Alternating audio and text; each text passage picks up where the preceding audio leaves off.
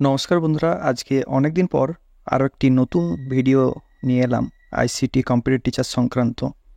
অনেকেরই যেটা কনফিউশন হচ্ছে সেটা হচ্ছে যে কোন কোন জেলাতে রেজাল্ট বেরিয়েছে।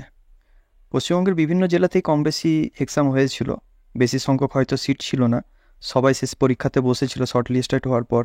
কিন্তু অনেকেই জয়েন করেছে, আবার অনেকেই জয়েন করেনি, অনেকেই পরীক্ষা দিয়েছিল, তারা এখনও পর্যন্ত জানতে পারছে না যে আদৌ তারা সিলেক্টেড কিনা। আজকে এই ভিডিওতে আমি এটা নিয়ে কথা বলবো যে কিভাবে বুঝবেন যে আপনি সিলেক্টেড কিনা। এছাড়াও আরেকটা টপিক নিয়ে আলোচনা করব, যেটা হলো ধরুন আর কিছুদিন পর, অর্থাৎ বলা যাচ্ছে না কবে বেরোবে, সপ্তম ফেজে যে রিক্রুটমেন্টের কথা চলছে সেটা রিসেন্টলি বেরোবে বলে মনে হচ্ছে। এবং অনেকেরই যেটা কোশ্চেন রয়েছে যে কোনটাতে ফিল আপ করবো, স্কুল নেট ফিল আপ করবো না এক্সট্রা মার্কস ফিল আপ করবো। তো এটাও আপনাদের যে কনফিউশন রয়েছে এটা নিয়েও আলোচনা করবো এই ভিডিওতে, যে আপনার কোন জেলা, আপনার ক্ষেত্রে কোন জেলাটা হচ্ছে। ঠিক আছে, নেক্সট যেটা সব থেকে ইম্পর্ট্যান্ট, যেটা বিভিন্ন জায়গাতেই যে কমেন্টটা দেখতে পাওয়া যায়, আমার চ্যানেলে তো প্রচুর পরিমাণে এই কমেন্ট এসছে যে স্যার বা দাদা, আপনারা যারা আমাকে বলেন আর কি, তো জিনিসটা হচ্ছে যে পঞ্চম ফেজ এবং ষষ্ঠ ফেজের ভবিষ্যৎ কি রয়েছে, বা তাদের পোর্টালাইজেশনের ব্যাপারটা কি রয়েছে, কত দূর আমরা এগিয়েছি, বা কি বর্তমান পজিশন, এটা নিয়েও জানতে চেয়েছে। দেখুন, ভবিষ্যৎ জিনিসটা আমি কী বা বলবো, আমিও আপনাদের মতন একটা মানুষ, জাস্ট অ্যাজামশন করে আমি আপনাদেরকে একটু বলার চেষ্টা করব। যদি এটা সরকারি কন্ট্রাকচুয়াল হয়ে যায় তার ভবিষ্যৎ কিন্তু আলাদা, আবার যদি সরকারি কন্ট্রাকচুয়াল না আসে তাহলে ভবিষ্যৎ বুঝতেই পারছেন আপনারা কী হতে চলেছে। তো চলুন সময় না নষ্ট করে ভিডিওটি শুরু করা যাক। তো প্রথমেই যে টপিকটা রয়েছে সেটা হচ্ছে যে সমস্ত জেলাগুলিতে পরীক্ষা হয়েছিল সে সমস্ত জেলাগুলি, যেমন হচ্ছে বাঁকুড়া, পুরুলিয়া, তারপরে আপনারা ধরুন কুচবিহার, মালদা, জলপাইগুড়ি এবং দিনাজপুরেরও কিছু কিছু জায়গায় পরীক্ষা হয়েছিল, আমার খুব একটা জানা নেই দিনাজপুরটা। এছাড়াও পূর্ব বর্ধমান এবং পশ্চিম বর্ধমান, হামেশাই পশ্চিম বর্ধমান থেকে কোশ্চেন আসে যে স্যার আমি শর্ট লিস্টার ছিলাম কিংবা আমি পরীক্ষা দিচ্ছি, রেজাল্ট বেরোয়নি। এবার ব্যাপারটা আপনারা একটু বোঝার চেষ্টা করুন।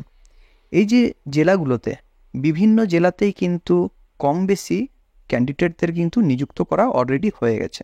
ঠিক আছে, যে জায়গায় ভ্যাকেন্সি ছিল সেই জায়গাগুলো ফিল আপের জন্য তাদেরকে ভ্যাকেন্সি যে ছিল সেই ভ্যাকেন্সিটা কিন্তু এই পরীক্ষার মাধ্যমে ফিল আপ করা হয়েছে। এটা কিন্তু কোনো সপ্তম ফেজের রিক্রুটমেন্ট ছিল না, এটা জাস্ট ব্যাকআপ ছিল। আপনার যারা ফর্ম ফিল আপ করে রেখেছিলেন তাদেরকেই কিন্তু ডাকা হয়েছে পরীক্ষায় বসার জন্য। এবার হচ্ছে আপনি কিভাবে বুঝবেন যে আপনি সিলেক্টেড কিনা।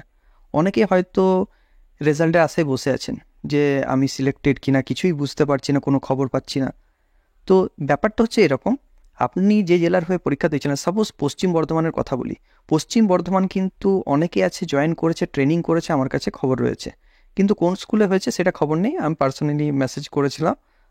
সো পশ্চিম বর্ধমানের কিছু কিছু স্কুলে কিন্তু জয়েন অলরেডি হয়ে গেছে। ভ্যাকেন্সি যেহেতু খুবই কম ছিল যার জন্য ক্যান্ডিডেটরা জয়েন করেছে, কিন্তু পশ্চিম বর্ধমান থেকে অনেকেই রয়েছেন আপনারা, বা পশ্চিমবঙ্গের অনেকেই রয়েছেন যারা নিজস্ব জেলাতে পরীক্ষা দিয়েছিলেন, তাদের রেজাল্টের খবরটা কি, যারা এখনও অবধি জয়েন হতে পারেননি। দেখুন, কম্পিউটার টিচার অর্থাৎ আইসিটি কম্পিউটার টিচার বা ইনস্ট্রাক্টর যাই বলুন না কেন, এটার কিন্তু কোনো মেরিট লিস্ট বের হয় না। ঠিক আছে, যে আপনি নেটে চেক করতে পারবেন যে আপনি সিলেক্টেড হয়েছেন, এটা এই আইসিটি কম্পিউটার টিচারের ক্ষেত্রে কিন্তু ফোন করে জানানো হয় সব জিনিসটাই। যেমন হচ্ছে আপনি ধরুন লিখিত পরীক্ষা দিয়েছেন, রেজাল্টের আশায় বসে আছেন, কিন্তু আপনি বুঝতে পারছেন না যে ভ্যাকেন্সি খালি রয়েছে, আপনাকে ডাকা হবে কি না এটা আপনি বুঝতে পারছেন না।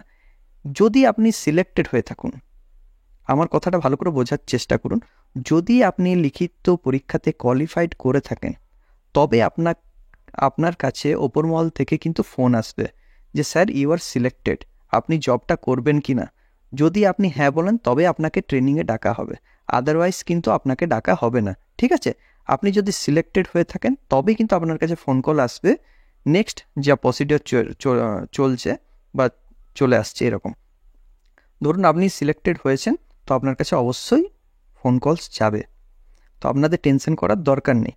কিন্তু পরীক্ষাগুলো ধরুন জানুয়ারি মাসে হয়েছে, ডিসেম্বর মাসে হয়েছে, এরকম টাইমে হয়েছে, এটা অলরেডি এপ্রিল মাস চলছে, তো সময়টা অনেকটাই হয়ে গেছে। তো আপনারা এক কাজ করতে পারেন, চাইলে যে স্কুল নেট অথবা এক্সট্রা মার্কসের যে কোম্পানি যে জেলায় ছিল সেই জেলায় আপনারা ফোন করুন, সেখানে গিয়ে আপনারা বলুন যে স্যার আমি পরীক্ষা দিয়েছিলাম এই ডেটে, তো আমরা কি সিলেক্টেড হয়েছি কিনা সেটা আপনাকে কিন্তু বলে দেওয়া হবে। আপনার রোল নাম্বার যদি ওনাদেরকে বলেন, ওনার কিন্তু বলে দেবে যে আপনি সিলেক্টেড হয়েছেন কিনা।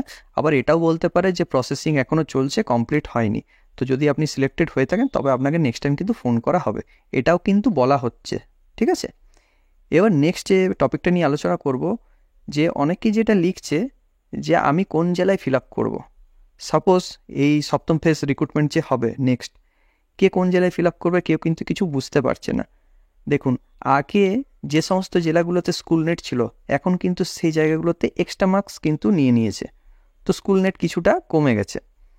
তো নোটিফিকেশান যখন বেরোবে সপ্তম ফেজে, সেখানে বলা থাকবে যে কোন ডিস্ট্রিক্টের ক্ষেত্রে কোন ডিস্ট্রিক্টকে মানে কোন কোম্পানিকে অ্যাপয়েন্টমেন্ট করা হচ্ছে। ঠিক আছে, তখনই আপনারা বুঝতে পারবেন যে আপনার ডিস্ট্রিক্টে কোন কোম্পানি রয়েছে। সেই কোম্পানিতে আপনারা কিন্তু ডিরেক্ট সেখানে অনলাইন আর অফলাইন দুইভাবেই কিন্তু ফিল আপটা করতে পারবেন।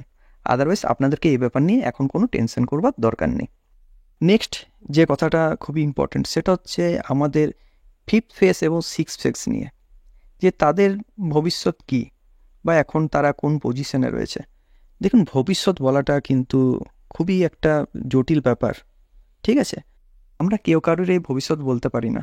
তবে একটা কথা কি, আপনারা যারা পঞ্চম এবং ষষ্ঠ ফেজে রয়েছেন, অলরেডি যেহেতু 1 থেকে 4 অবধি সরকারি কন্ট্রাকচুয়াল হয়ে গেছে, এটা থেকে জাস্ট এটাই বলবো যে আপনাদেরও কিন্তু সরকারি কন্ট্রাকচুয়াল হবার একটা চান্স রয়েছে।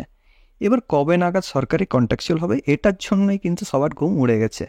দেখুন, সরকারি কন্ট্রাকচুয়াল কিন্তু হঠাৎ করে নোটিফিকেশান বেরোবে যে সবাইকে 192 অ্যাক্টের আন্ডারে নিয়ে আসা হয়েছে, এরকমটি কিন্তু হবে না। ঠিক আছে, এটার জন্য কি করতে হবে, আপনাদের প্রত্যেকটা ডিস্ট্রিক্টে কিন্তু কমিটি রয়েছে বা ইউনিয়ন রয়েছে, আপনার ইউনিয়নের সাথে কথা বলুন।